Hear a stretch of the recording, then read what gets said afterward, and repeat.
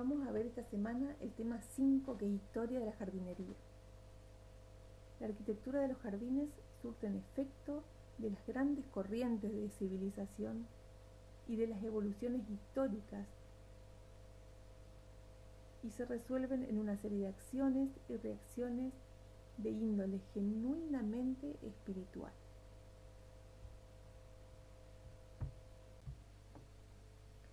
Los jardines primitivos, el hombre se acerca a la naturaleza de una manera utilitaria.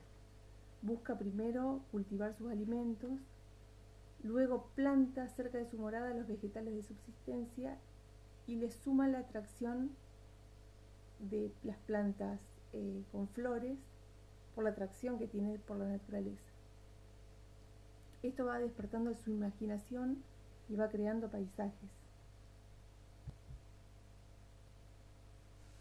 Los jardines evolucionan en dos grandes tendencias de acuerdo a la simetría. Los simétricos se organizan a lo largo de una línea central conocida como eje, y los asimétricos se seguían líneas curvas, ya que estas culturas consideraban que las líneas rectas eran una fuga de espíritus. Yendo bien concreto a lo que son los jardines asimétricos, vamos a hablar de los jardines chinos, posteriormente de los jardines japoneses. El pueblo chino ama la naturaleza y trata de copiar su belleza y sus formas, y el jardín tradicional simboliza lo que es el paraíso en el mundo.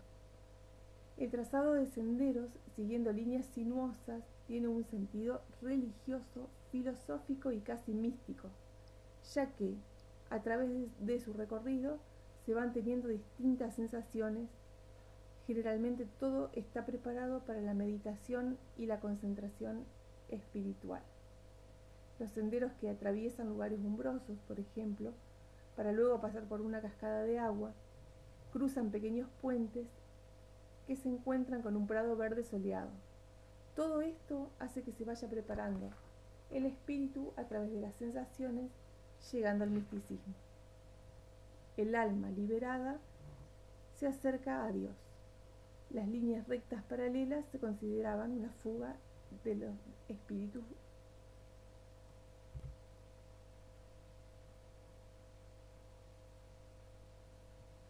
El desarrollo del confucianismo, el budismo y el taoísmo propiciaron que los jardines formaran parte del mundo religioso, incorporándose a los templos que los monjes construyeron alrededor de las ciudades. El simbolismo es un elemento clave en el diseño de estos jardines chinos.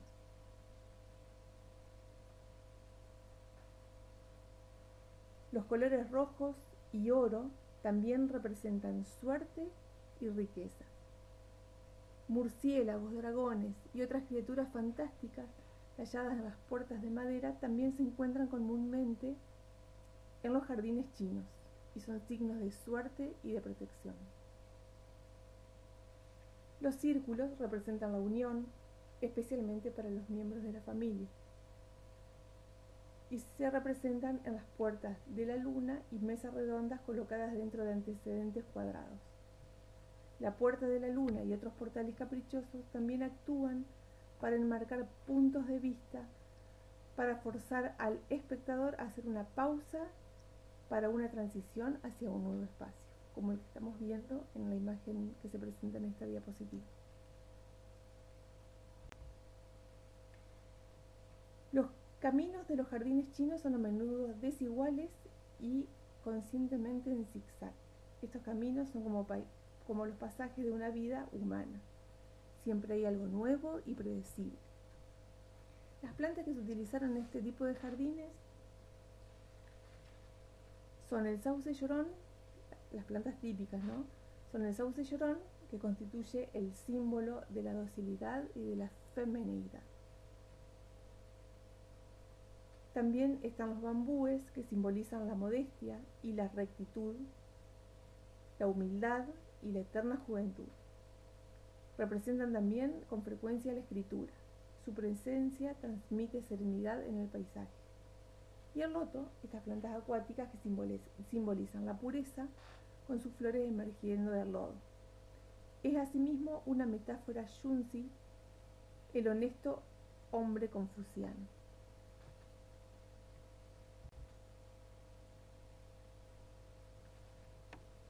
El jardín japonés es otro de los jardines de estilo asimétrico. En sus inicios estuvo muy influenciada por las formas chinas, con modificaciones sustanciales que le hacen adquirir una identidad propia. Los jardines de los emperadores y nobles fueron diseñados para la recreación y el placer estético, mientras que los jardines de los templos budistas fueron diseñados para la contemplación y la meditación. Tenemos distintos estilos de jardines japoneses. Disculpen ahora mi pronunciación. Está el Kere-sansui, que son rocallas japonesas o jardines zen. Los jardines de meditación, donde la arena blanca es lo que reemplaza al agua. Son esos jardines que tienden a ser sumamente rastrillados y simbolizan rocas con esa especie de arena blanca que se rastrilla y se sigue dibujos concéntricos alrededor de estas rocas. Después estamos roshi, que son jardines sencillos, rústicos, con casas de té, donde se realiza la ceremonia japonesa del té. Después estamos kaishu shiki teien, que son jardines de paseo, donde el visitante sigue un camino por el jardín para ver paisajes cuidadosamente compuestos. Y por último están los tsuboniwa, que son pequeños jardines de patio. Los diseños se apoyan en tres recursos: la escala, el fondo y el símbolo. Las especies vegetales más utilizadas en estos jardines son el bambú, para delimitar el espacio del jardín. Después están árboles y arbustos de hoja perenne, como pino o el cedro japonés, y otros de hoja caduca, como el cerezo japonés, el cerezo en flor, el arce o el jingo. También arbustos con flores, como son las azaleas, las camelias. También árboles como el roble, albaricoque japonés, el cerezo, el arce y el sauce. Ahora vamos a ver cómo fueron sucediéndose los jardines simétricos, ¿sí? A partir de los primeros registros que hay de jardines egipcios en adelante. Recordemos siempre, cuando hablamos de simétricos, son los que se organizaron a lo largo de una línea central, conocida como eje. Los jardines egipcios, que arrancan unos 3000 años antes de Cristo, que es la Edad Antigua, probablemente los primordiales jardines comenzaron como simples huertos frutales y huertas regadas por agua del río Nilo. Recordemos siempre que las poblaciones que fueron asentándose y cultivando tanto alimentos como jardines siempre tenían un curso de agua cerca.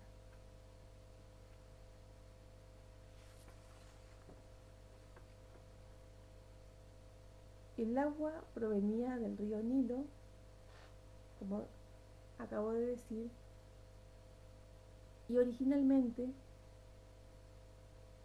cargaban el agua en cubos de cuero que se llevaba sobre los hombros hasta los cultivos y los jardines.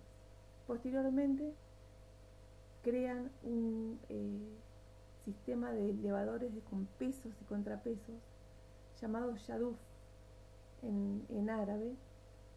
Lo que hacía este yaduf era una herramienta de riego usada por los antiguos egipcios, que se parece a un palo largo con un cubo unido al final del mismo y un contrapeso en la otra punta.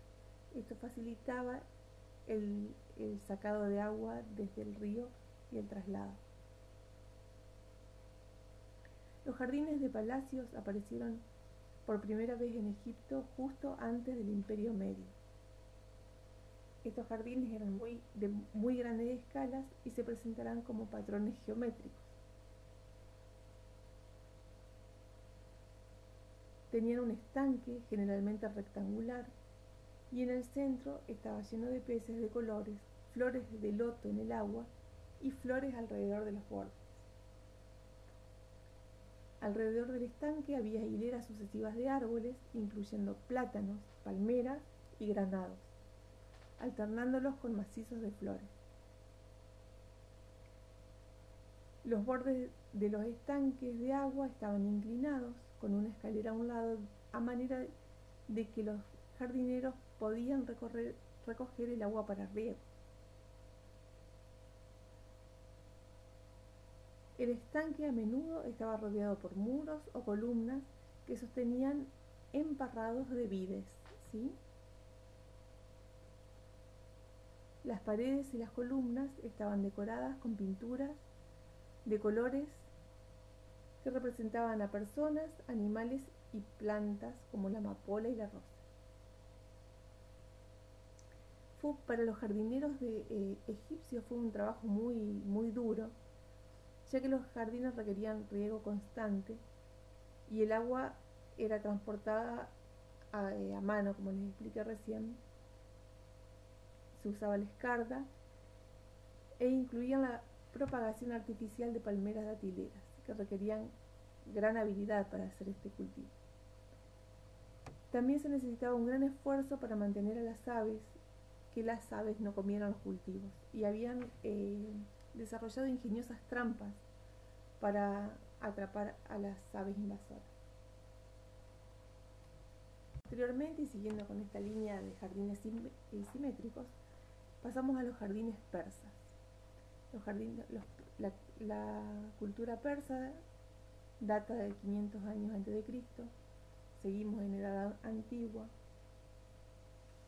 Y estos jardines formaron parte de lo que son las residencias reales de verano. El objetivo de estos jardines fue el de procurar tranquilidad, tanto espiritual como recreativa. Era un punto de reunión entre amigos. Y de hecho eran esencialmente un paraíso en la tierra.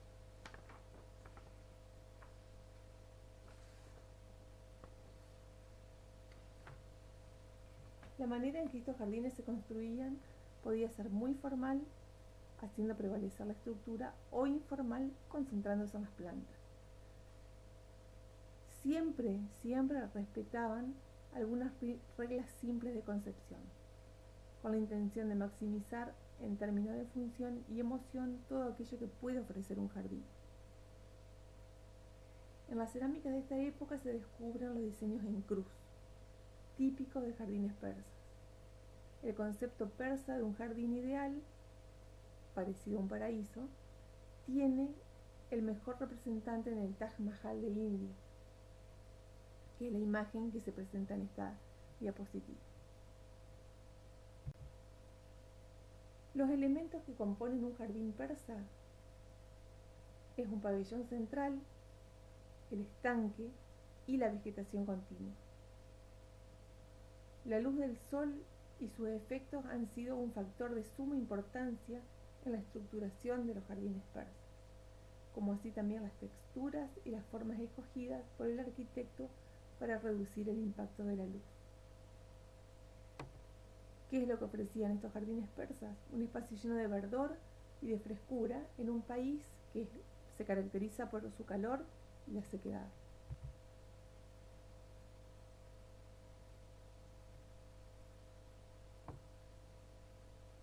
Los árboles se plantaban generalmente en una fosa llamada shab, que impide la evaporación del agua, permitiendo que ésta llegue con mayor rapidez a las raíces.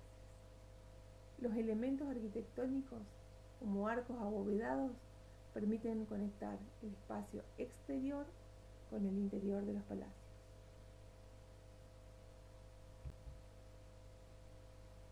Pasamos a los jardines griegos, unos 300 años antes de Cristo. Estos jardines tenían influencia de los egipcios y de los persas, y respondían a dos sentimientos muy marcados, el social y el religioso.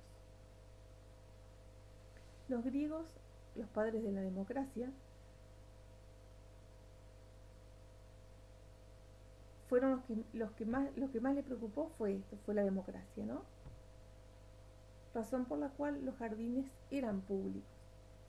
Desde el punto de vista urbanístico, los edificios principales estaban ubicados en espacios verdes, a distintos niveles, aprovechando la topografía de la zona.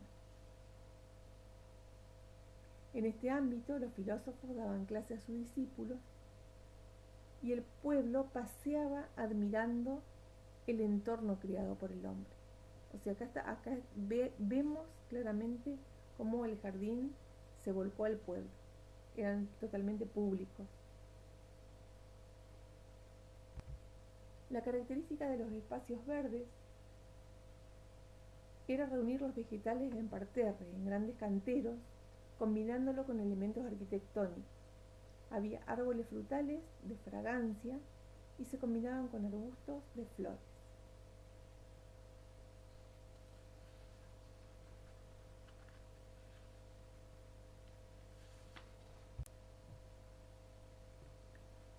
Posteriormente, los jardines romanos, unos 100 años antes de Cristo, seguimos en la Edad Antigua, tenían influencia del diseño geométrico del jardín griego, pero debido a las permanentes guerras que sucedieron en esta época, el jardín público se pierde y se convierten en jardines privados. Los jardines romanos eran un lugar refugio de la vida urbana de paz y tranquilidad. La horticultura ornamental tuvo una gran expansión durante el desarrollo de la civilización romana. Los administradores del Imperio Romano intercambiaron activamente información sobre agricultura, horticultura, ganadería, hidráulica y botánica. Aunque los jardines formalmente existen desde el año 2800 a.C., en Egipto fue recién en Roma donde se desarrolló más el estudio de lo que es la horticultura.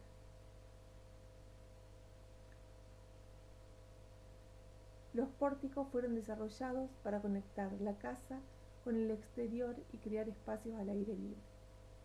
Según Catón el Viejo, cada jardín debe estar cerca de la casa y debe tener prados de flores y árboles ornamentales. Los árboles que usaron los romanos para plantar los clasificaron como árboles nativos, ¿sí?, o que espontáneamente crecen en los bosques, como el abeto, haya, castaño, pino, encina, álamo o roble. Y también utilizaron lo que le llamaban ellos los árboles urbanae o árboles cultivados, como el olmo, el manzano, palmera, olivo, limonero o ciprés, que le daban unos fines más utilitarios. Acá con la cultura romana, y como se puede ver en esta diapositiva, comienza lo que es el arte topiario. El arte topiario es el recorte de arbustos formando esculturas o figuras geométricas. Este arte topiario ya vamos a ver que lo vamos a repetir durante varias culturas más que vamos a ir viendo.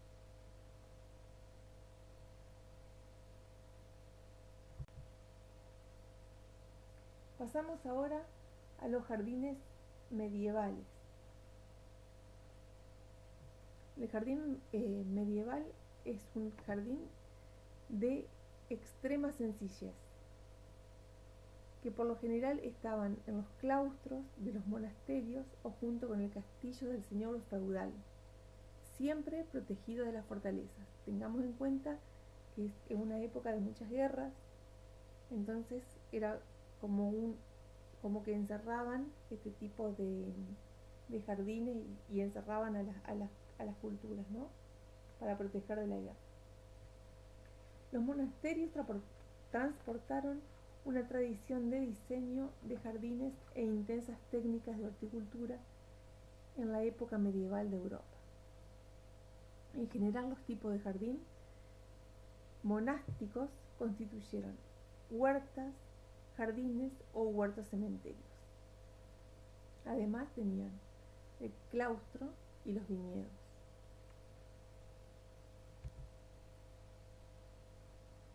Desde el punto de vista utilitario, los vegetales y las hierbas de los jardines ayudaron a proporcionar tanto alimentos como medicinas, que podían utilizarse para alimentar y tratar a los monjes, como también a la gente del pueblo, de la comunidad exterior.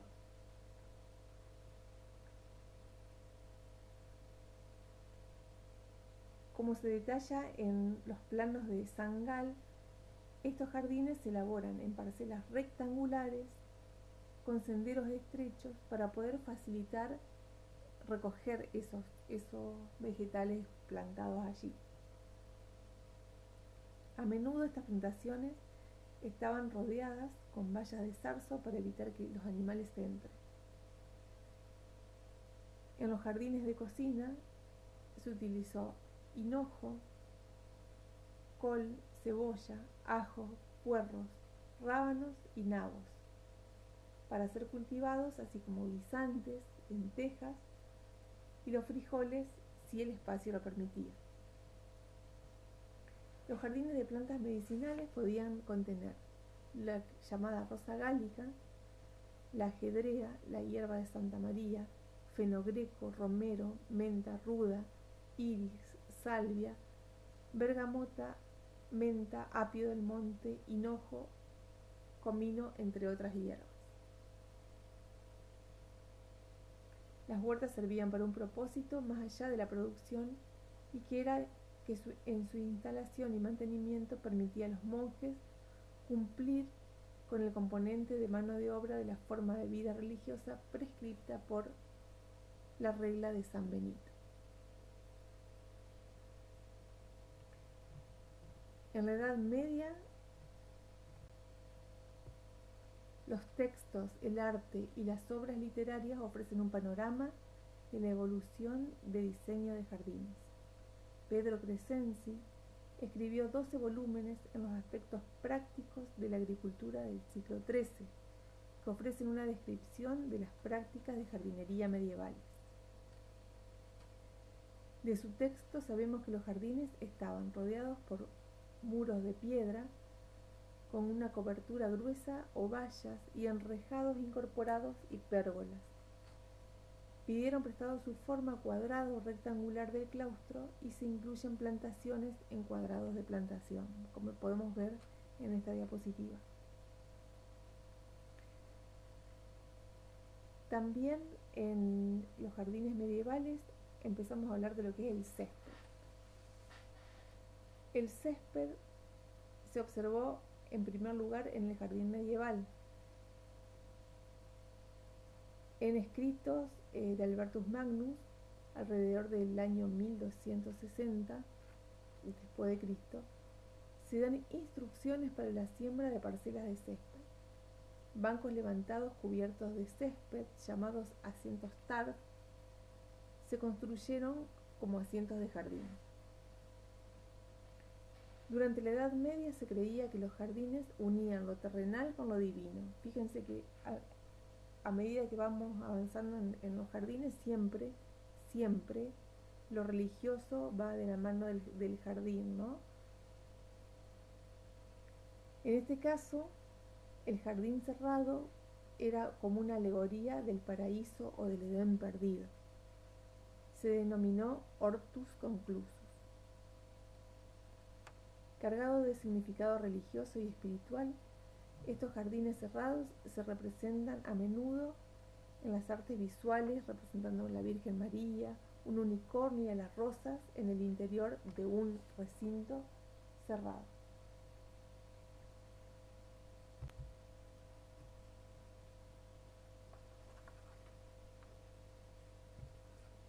Posteriormente vamos a seguir en la Edad Media viendo lo que son los jardines árabes. Los jardines árabes en Europa. Los pueblos árabes comienzan a extender sus dominios por Oriente y Occidente, formando tres grandes califatos. Teníamos el de Bagdad en Persia, el del Cairo en Egipto y el de Córdoba en España. De esta manera tenemos en Europa los jardines del medioevo y en España nos estamos diferenciando con estos jardines de diseño árabe. Se crea el jardín residencial de vida familiar. El diseño se adapta al clima meridional sin ostentación ni lujos. Aman la naturaleza y le daban un valor extraordinario a los vegetales, por lo que no los sometían a podas indiscriminadas. En este caso, este tipo de cultura no realizaba topiarios. Eran jardines de formas geométricas, que tuvieron como un gran elemento inspirador los paraísos persas, construidos como patios o jardines cruceros. Crucero viene de cruz, ¿no? Que puede ser de agua, de tierra o de piedra. Y en las áreas resultantes, plantación floral al voleo, no en huertos. Otro arquetipo son los jardines o patios que tienen su mayor dimensión ocupada por una superficie de agua, lo que produce sensaciones de frescura y de tranquilidad. Las especies vegetales como palmeras, arrayanes, laureles, rododendros, azaleas, limoneros, naranjos, claveles, rosas y boj fueron los más utilizados para plantar en estos jardines. Esto se complementaba con elementos como los aljibes, macetas con flores, azulejos, rojos o azules combinados con el blanco en las paredes. Esto creaban rincones íntimos que motivaban a los sentidos. Fíjense que en esta diapositiva se puede ver los boj que no están recortados estrictamente en formas geométricas redondeadas como lo hacían en otras culturas como con el arte topiario. Este tipo de jardín no topiario.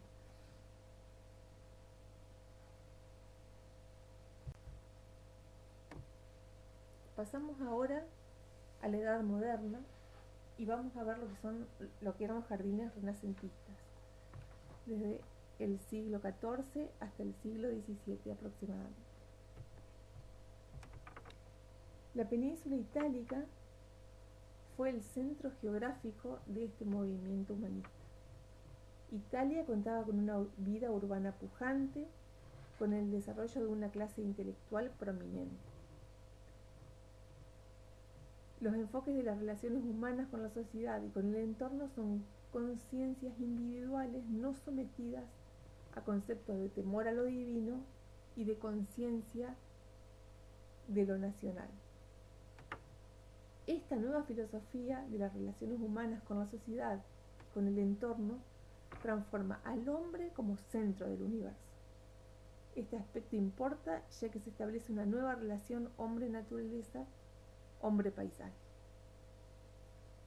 En este caso, el espacio es isotrópico, homogéneo, único, con 3 dimensiones perfectamente medibles en largo, ancho y alto.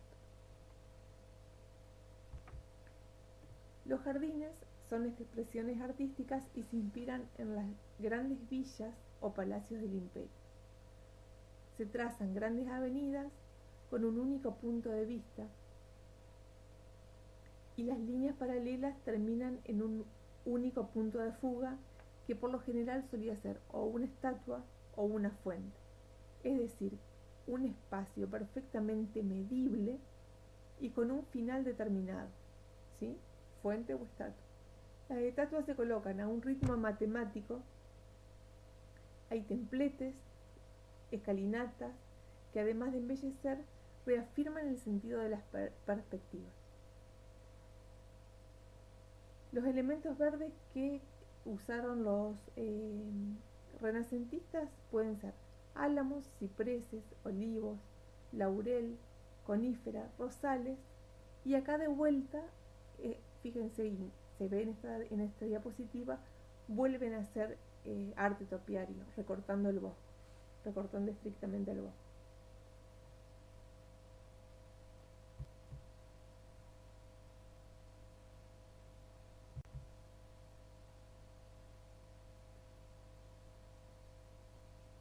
Los jardines barrocos, seguimos en edad moderna, siglo XVII a siglo XVIII después de Cristo. El descubrimiento de Copérnico, en donde se establece que la Tierra no es el centro del universo, sino que la Tierra gira alrededor del Sol y forma parte de un sistema cósmico universal con infinitas interdependencias, genera un sentimiento universal con un impulso incontenible hacia lo ilimitado. En las expresiones artísticas se ve una perspectiva ilimitada que tiende al infinito y se obtiene por medio de técnicas del claroscuro. Se moldea el espacio por medio de cóncavos y de convexos, y la línea curva, al tomar la contracurva, es como que si tomase velocidad para luego ser arrojada al infinito.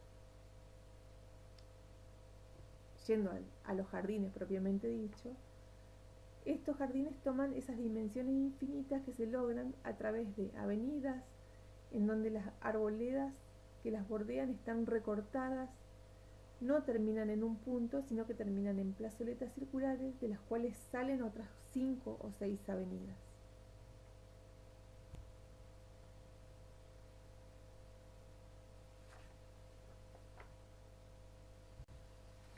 Los parterres se cultivan con flores y boj que se recortan siguiendo curvas y contracurvas, llegando a representar verdaderos bordados, o broderie que le llamaban.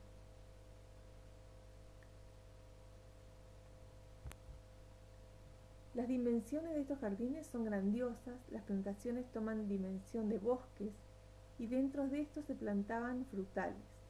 Había cotos de caza, pabellones, templetes, fuentes, invernaderos con plantas exóticas, estanques y lagos. En el Palacio de Versalles, que es la imagen que tenemos en esta diapositiva, se pueden ver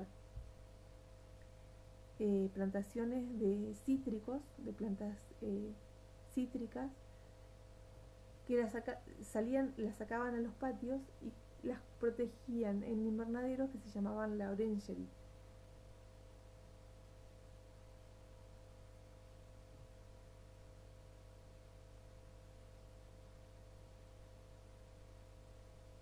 Los jardines de Versalles son el más claro ejemplo de lo que es el barroco, que se ha conservado sin modificaciones hasta la actualidad. Se realiza durante el reinado de Luis XIV y su jardinero jefe de jardines de Versalles fue André Le Nôtre. Eran los jardines más grandes de Europa, con una superficie de 15.000 hectáreas, y se colocan sobre un eje que va de este a oeste siguiendo el curso del Sol.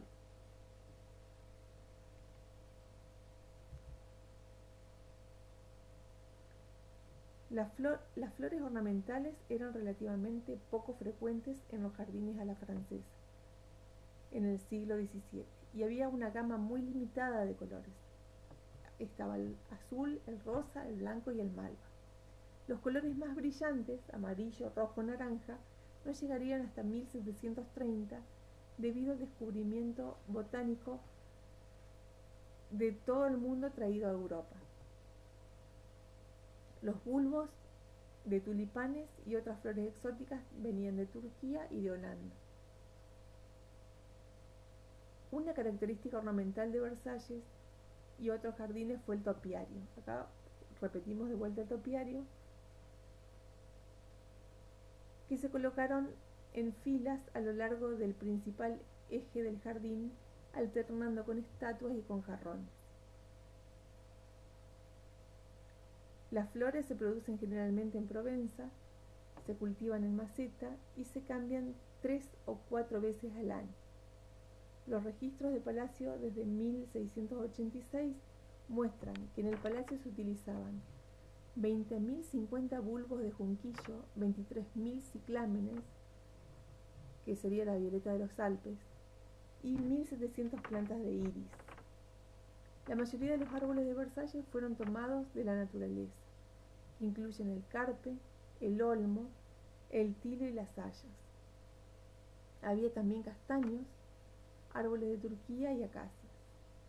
Los árboles en el parque se recortaron tanto en horizontal como aplanados en la parte superior, dándole forma geométrica deseada, conocido como poda a la francesa.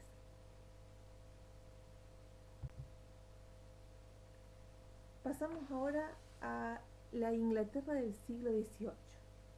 Acá tenemos lo que le llamamos la revolución industrial. Esto trae aparejado un crecimiento indiscriminado de las ciudades y por consiguiente un alejamiento del hombre de la naturaleza. Se plantean soluciones urbanísticas en grandes ciudades y se abren grandes avenidas y se trazan plazas públicas.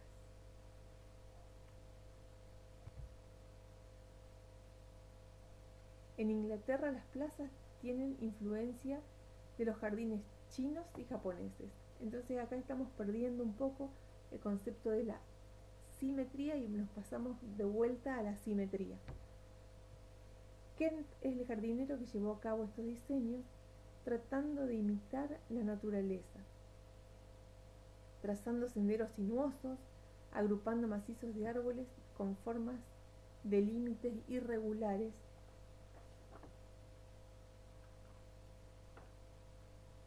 con grandes superficies de césped, puentes, rocallas, que dan verdaderamente una imagen del lago natural, también llamado el jardín paisaje. A raíz de la gran expansión demográfica, en el siglo XIX se crea el movimiento higienista,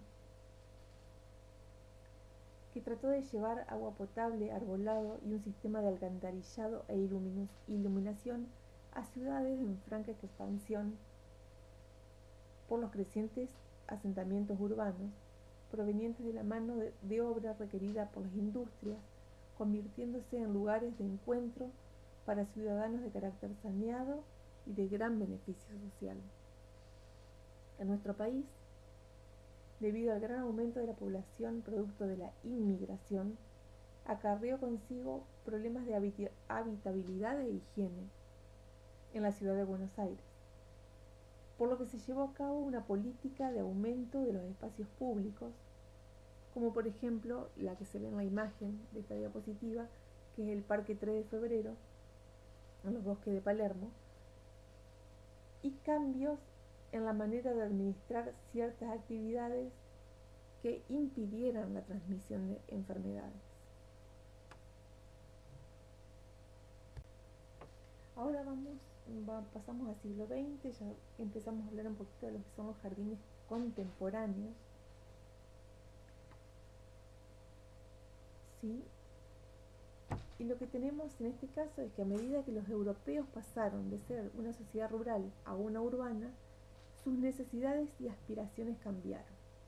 Simplemente decir que fue el traslado a las ciudades lo que provoca este nuevo pensamiento sobre los jardines es demasiado simple. También hubo cambios y desafíos económicos, sociales y técnicos que ocurrieron a lo largo del siglo. Y esto también impacta un poco en nuestro país, ¿no? También hubo nuevos movimientos en diseño, en arte, arquitectura, que tuvieron gran impacto en el diseño de jardines, aunque este impacto fue desigual. Los jardines occidentales generalmente seguían dos patrones básicos: formales geométricos o irregulares. Se aplicó un vocabulario fijo de estas formas a diferentes problemas y diferentes sitios. El modernismo revirtió este pensamiento y reconoció que la forma en realidad podía crecer a partir de un análisis del sitio, de la arquitectura y de los requisitos funcionales. El término moderno a menudo se asocia con el estilo Art Deco, popularizado por exposiciones sucesivas en París entre el año 1925 y 1937. El diseño de jardines modernistas generalmente está relacionado con el uso del jardín y a menudo están denominados por elementos como piscinas, parrillas y áreas para comer al aire libre. Por lo general existe una fuerte relación visual y práctica entre la casa y el jardín. La pared y la ventana de este jardín representan los bordes de la casa. En general hay poca ornamentación. En los verdaderos jardines modernistas los detalles son simples y hay una falta de formalidad o un eje central, típico de los jardines simétricos que veíamos anteriormente. Los diseños modernistas anteriores como este favorecían holgura, flexibilidad, espontaneidad en el diseño y una falta minimalista de detalles.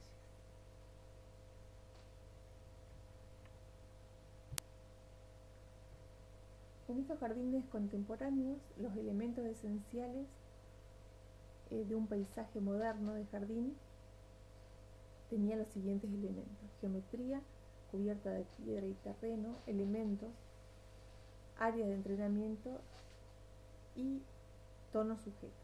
¿A qué hace referencia cada cosa? Geometría es el diseño moderno del paisaje y se caracteriza por formas audaces y líneas limpias. Cuadrados, círculos, triángulos, rectángulos son preferidos sobre las líneas orgánicas y se utilizan en todo, desde senderos y patios difíciles hasta arbustos escultóricos como el boj y el cedro. Cubierta de piedra y terreno. Estos dos elementos son cruciales para el paisajismo moderno, ya que se utilizan para crear habitaciones dentro del jardín, así como para dirigir la vista a través del paisaje. Las piedras naturales circundantes, como escalones o pavimentos, con hierbas ornamentales o musgo, crean un equilibrio elegante entre lo duro y lo blando, y transforman el camino del jardín en una característica importante del mismo. El uso de la cobertura del suelo entre piedras también es una excelente alternativa de manejo y de bajo mantenimiento para mantener el césped. Referido a los elementos, las características elementales como fogatas, fuentes de agua, estanques y piscinas son elementos claves del diseño contemporáneo del jardín. Este tipo de características agrega otra capa de textura sensorial al paisaje con sonido, luz y movimiento. Después tenemos las áreas de entretenimiento, que son áreas pavimentadas o cubiertas para entretener y vivir al aire libre durante los meses más cálidos. Plantas de bajo mantenimiento. Nuestros estilos de vida modernos ocupados requieren jardines que sean fáciles de cuidar y por lo tanto el paisaje y el paisajismo contemporáneo tienden a favorecer a las plantas resistentes y tolerantes a la sequía, como suculentas, hierbas autóctonas, cícadas y follaje recortado. Respecto a los tonos sujetos, cuando se trata de color, los jardines modernos tienen más que ver con el tono y la textura, por lo que no verá un choque desenfrenado de colores, sino una variación sutil entre lo que es el follaje y las texturas contrastantes. Aunque las flores no juegan un papel central en el paisajismo moderno, a veces se usa un solo color o una variedad como acento.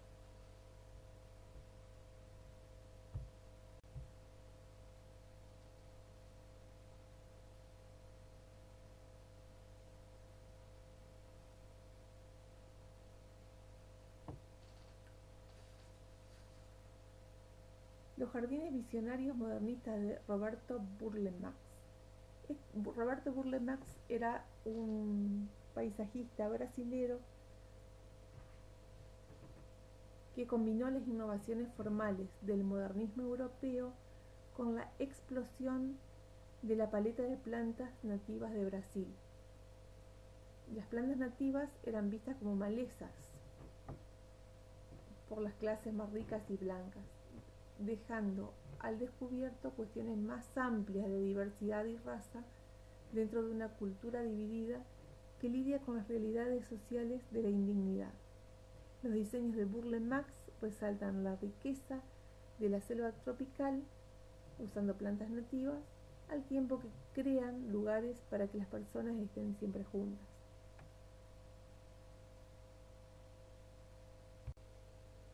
Ahora, como anexo, vamos a ver qué es lo que pasó en la América precolombina, ¿sí? la América antes de la conquista. Los primeros testimonios de los jardines precolombinos fueron relatados por conquistadores españoles y por citas de Hernán Cortés. El Valle de México, con su capital Tenochtitlán, edificada sobre una laguna pantanosa, ocupaba unas 100 millas de diámetro. El pueblo azteca, que en sus comienzos era nómade, y agricultores se trasladaron de lugar en lugar, y es recién a partir del siglo XIII después de Cristo que se produce la ocupación de la laguna, que poseía una pequeña isla de 750 hectáreas, llamada Tenochtitlán, rodeada de rocas y nopales o tunas, ¿sí? Y es el origen del nombre. Tenoch son tunas y Titlán pueblo.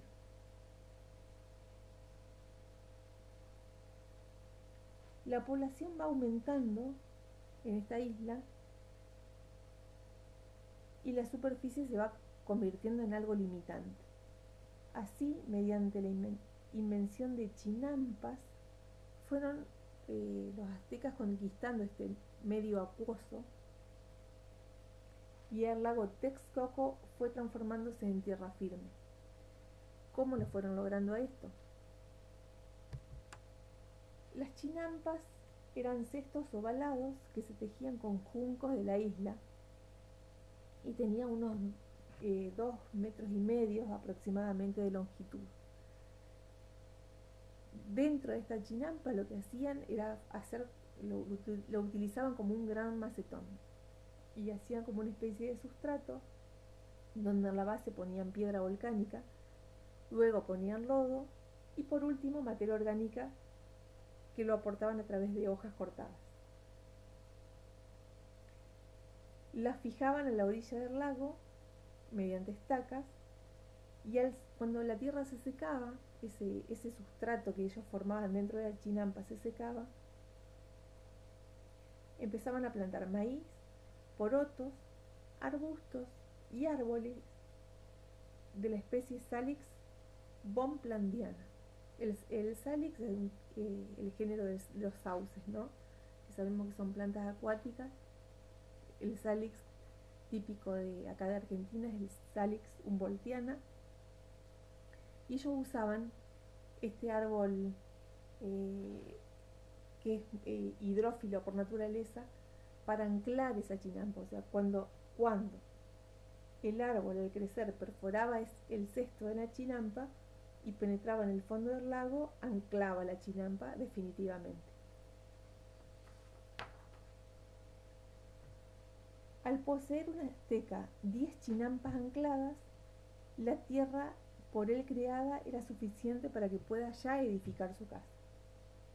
Cultivaron verdaderos jardines alrededor de la misma y también cultivaron sus alimentos. Así, millares de jardines llenos de árboles y flores se extendieron alrededor de casas muy blancas y de techos planos. Las plantas que cultivaban eran el zapote, ceiba, papaya, nopal, otuna, caoba, palta, sauco, ágave, maíz, cacao, porotos, ajíes, calabazas. Y dentro de las ornamentales, plantas como la dalia, coralitos, copetes, palmeras y muchas otras de uso ornamental y medicinal.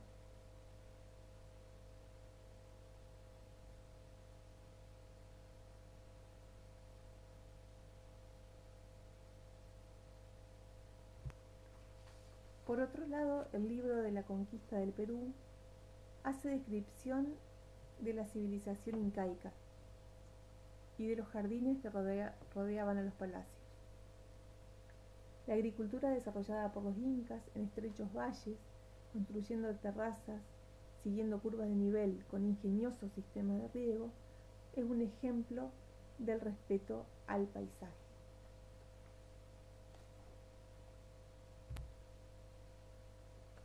Y ya para finalizar,